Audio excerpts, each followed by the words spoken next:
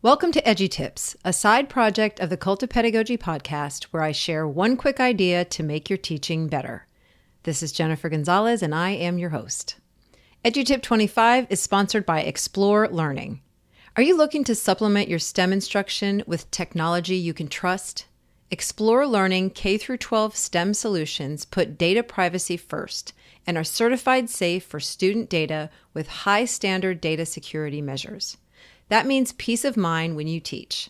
From early science exploration to foundational math skills like math fact fluency and fractions, to virtual labs and simulations where students take on the role of STEM professionals, Explore Learning develops ed tech for the most critical STEM learning needs. Research-backed and game-based, Explore Learning products engage students while building the key skills needed to succeed, all while safeguarding student data.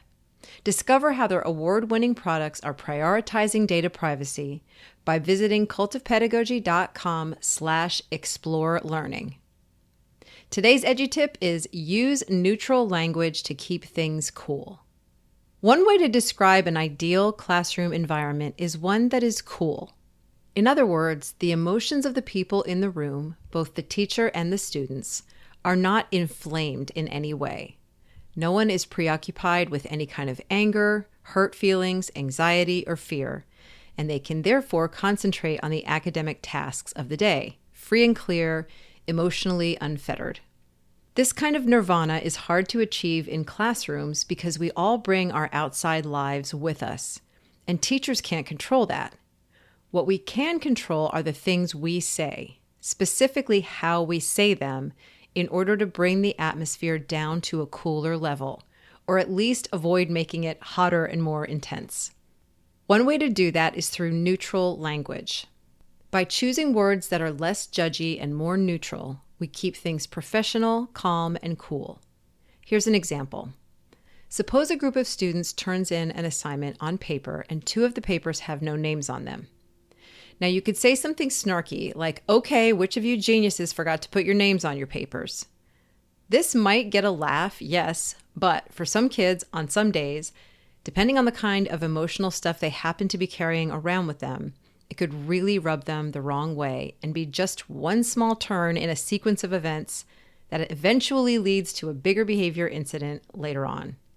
Instead of going with the genius comment, you could simply hold up the two sheets and say, I have two papers without names.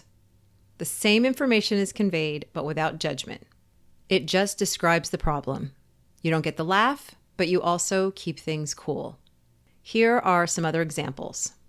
Instead of, apparently no one wants to listen today, you could just describe the problem and prompt a solution by saying, I'm noticing a lot of side conversations. Let's refocus.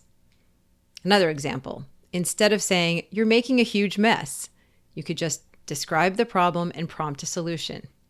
Hey, there are paper cuttings on the floor. Can you please throw them away? It's also important to note that your tone of voice and body language should be neutral as well. Like in the last example, if I say the neutral thing with an attitude like, ugh, there are paper cuttings on the floor. Can you throw them away? It's not going to have the cooling effect it could otherwise have. This also works when you're talking about academic things. For example, if I say, this next unit is going to be really difficult, that will likely stress some students out. But if I get more neutral and descriptive and say, this next unit covers some advanced concepts, so we're going to need to focus, that feels a lot more positive and achievable. So the next time you're feeling some kind of way about a situation and you're about to say something, do a quick check to see if there's any judgy language that can be swapped out for something a little more neutral. That's your tip for this time. You can find a written version of these tips at cultofpedagogy.com/edutips. Now go forth, make thoughtful choices, and teach.